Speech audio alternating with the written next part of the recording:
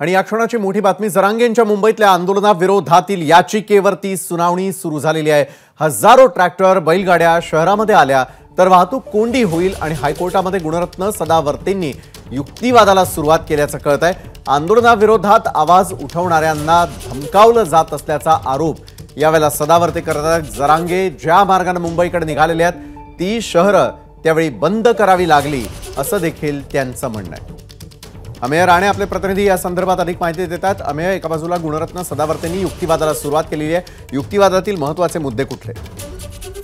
जरांगे यांचं जे मुंबईतील प्रस्तावित आंदोलन आहे आणि ही शेवटची हाक आहे आंदोलनासाठी असं जरांगे आणि त्यांचे समर्थक म्हणतात। त्या आंदोलनाला विरोध करत गुणरत्न सदावर्ते यांनी आता हायकोर्टात फौजदारी रिट याचिका दाखल केली आहे, ज्याच्यावर सध्या न्यायमूर्ती अजय गडकरी आणि न्यायमूर्ती श्याम चांडक यांच्या खंडपीठापुढे सुनावणी आहे। सुरुवातीला सदावर्ते ही आपली बाजू मांडतायत आणि कशा पद्धतीनं सरकार आणि प्रशासनाला वेठीस धरून ते समजावत असल्याची भूमिका घेत असून सुद्धा जरांगे ठाम आहेत आणि आपल्या लाखो कार्यकर्त्यांना, अनुयायांना आणि सोबत्यांना घेऊन ते मुंबईच्या दिशेने येत आहेत।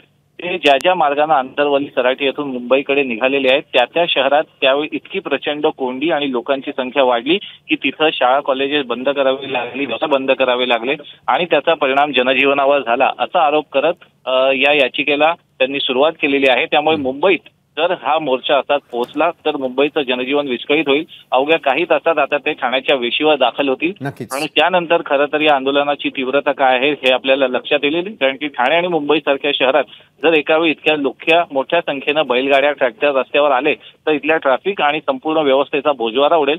त्यामुळे कसंही करून जरांगेंना मुंबईत येण्यापासून रोखावं आणि प्रशासनाला तसे निर्देश द्यावेत अशी मागणी सदावर्तेंनी हायकोर्टाकडे केली आहे। विशाल, धन्यवाद अमेय आपण दिलेल्या सविस्तर माहितीसाठी। तर मुंबई हायकोर्टामध्ये गुणरत्न सदावर्तेंनी युक्तिवादाला सुरुवात केलेली आहे। एबीपी माझा, उघडा डोळे बघा नीट।